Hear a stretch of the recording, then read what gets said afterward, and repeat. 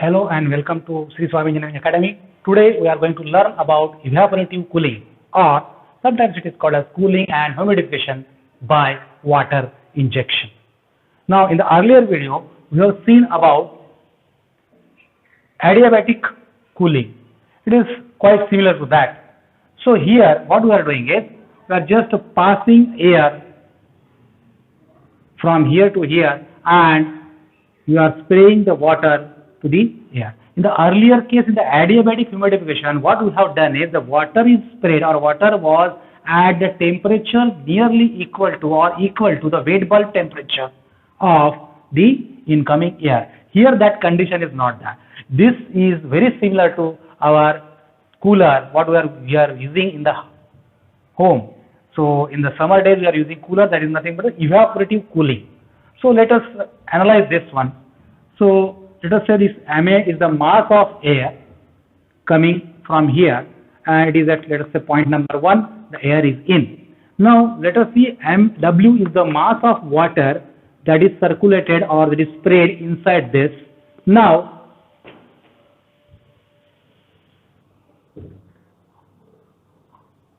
this mass of air is entered into the mass of water is entered into the air, and that is evaporated, and that is again passed through this, and you will getting a point number 2. Now here let us analyze this. Let us have the balancing of this. So balancing. So let us first balance the mass of water. So I want to have a balance of mass of water. That is incoming plus this is equal to outgoing. What is the incoming mass of the water?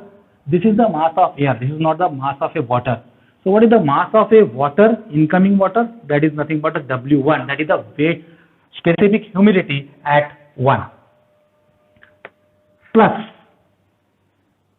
that is equal to, plus it is what? Mass of water entered into the mass of air. So what you are having is this is specific humidity, that is per kg. So this mass of water should be per kg. So I will have mass of water per unit mass of air is equal to, what is that? Mass of water coming out. So water mass coming out is W2, let us say. So now here from that we can have mass of water upon mass of air is nothing but W2 minus W1. Now let us take the enthalpy balance or energy balance. Enthalpy balance.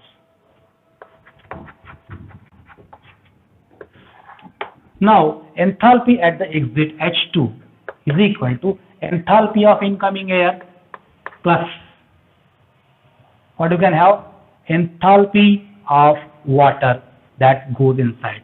So enthalpy of water is nothing but, you can say, mass of water entered into this, that is mass of water upon mass of air, that is mass of water into, what is that?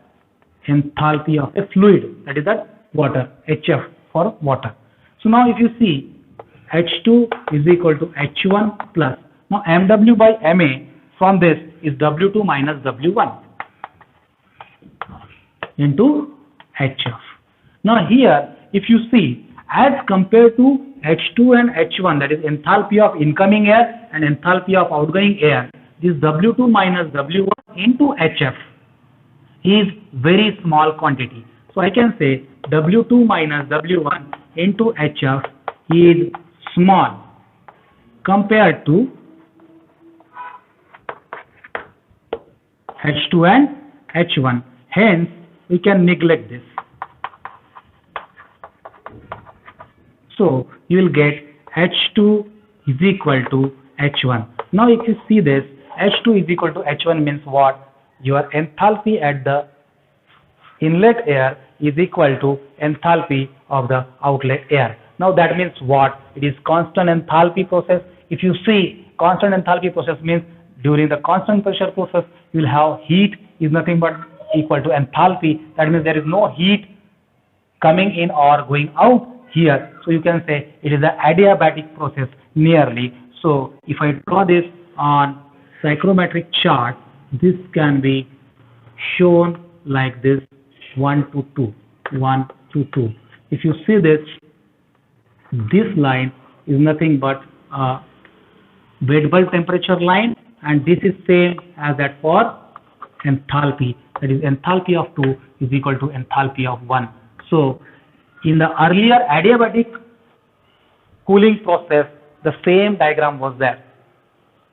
Only thing is, there the water what we have used is nothing but equal, the temperature of that water equal to wet bulb temperature of the air. Now here I am just considering nearly equal to this.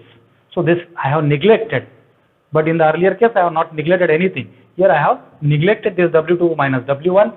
So here it comes to be nearly constant enthalpy process, or evaporative cooling is nothing but the adiabatic process you can take. So this process what we are taking is used in our household desert coolers. So in household desert coolers, the process you can consider as a adiabatic process, or you can consider it as constant enthalpy process. If you like this video, please like, share and subscribe. Thanks a lot.